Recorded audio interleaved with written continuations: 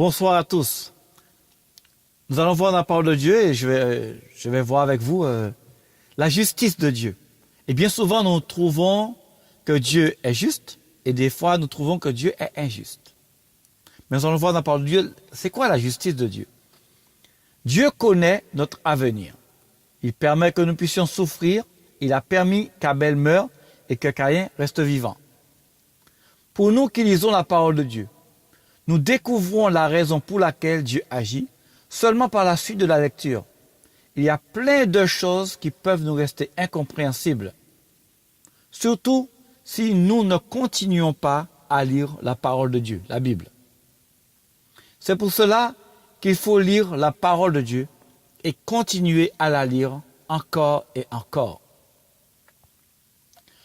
Le cœur de Caïn s'est découvert après son acte de meurtre. Tout allait bien pour lui, jusqu'à ce qu'il l'a vu comment Dieu aimait l'offrande d'Abel plus que son offrande. Mais Dieu connaît déjà son cœur. Dieu connaissait déjà son cœur. Comme Dieu connaît déjà notre cœur. Dieu connaît le cœur de chacun de nous. Bien souvent, en lisant la parole de Dieu, la Bible, nous ne nous posons pas la bonne question. Et c'est pour cela qu'il y a plein de prédications qui nous éloignent de la réalité de ce qui est écrit dans la parole de Dieu. La bonne question est, pourquoi Dieu a-t-il permis qu'un innocent meure? Abel. Quel mal Abel a-t-il fait? Pourquoi Abel qui meurt? Pourquoi c'est lui qui meurt?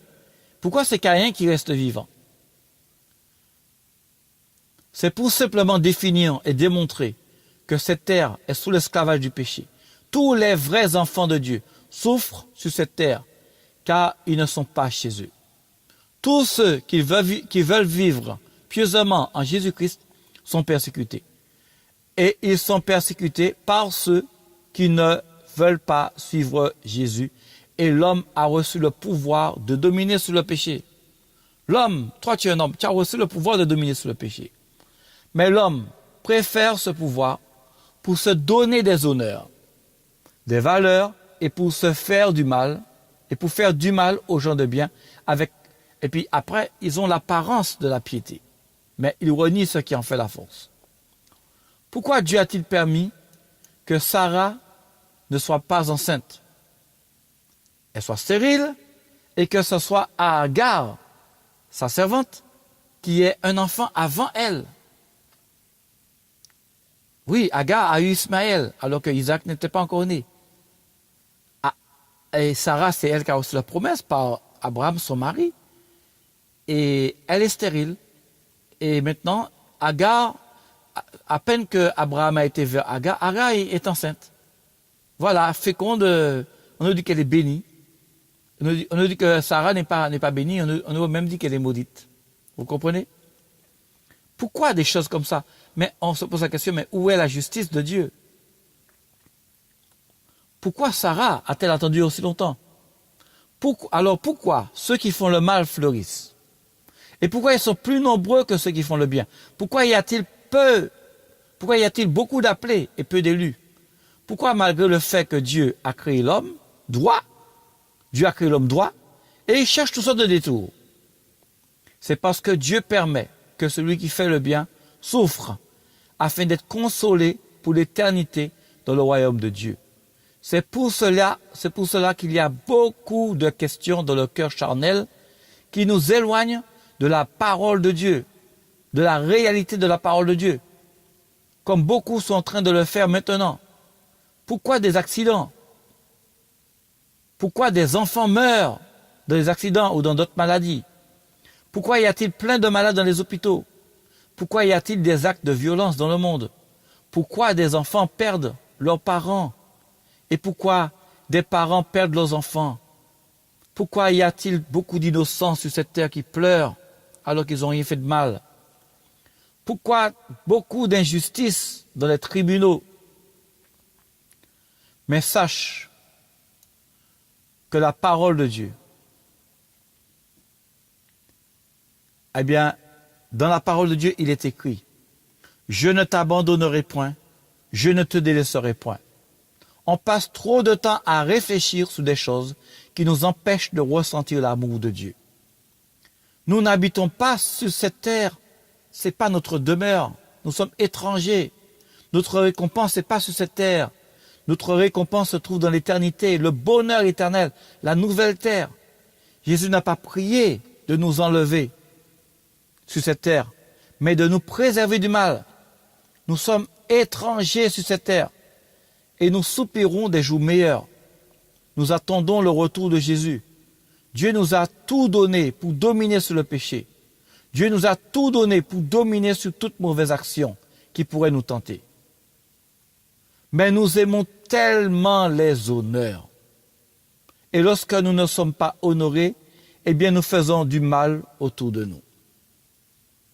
Nous agissons comme Caïn. Ouais.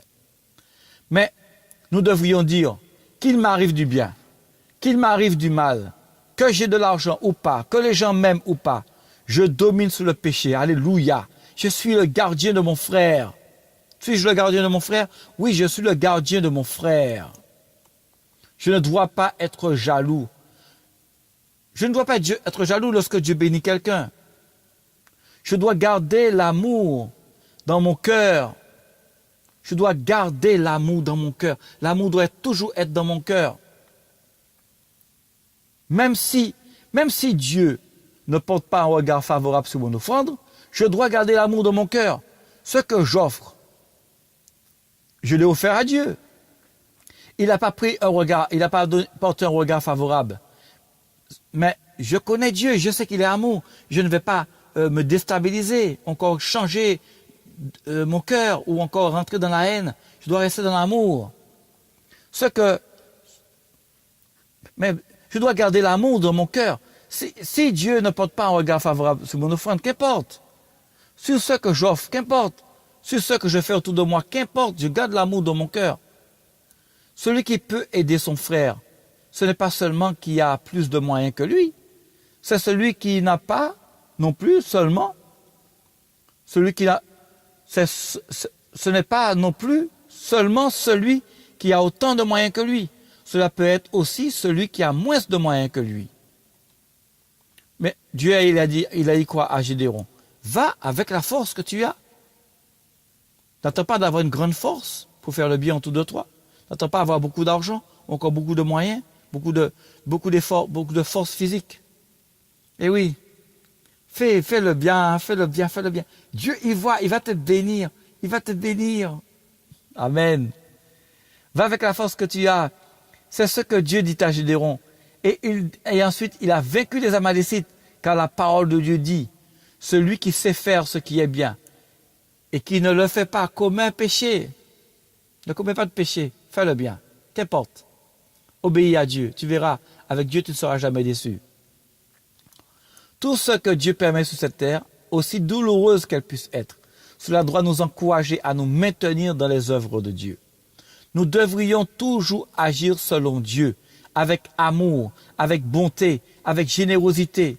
Nous en avons le pouvoir. Nous sommes enfants de Dieu avec le pouvoir de Dieu, le pouvoir de faire le bien.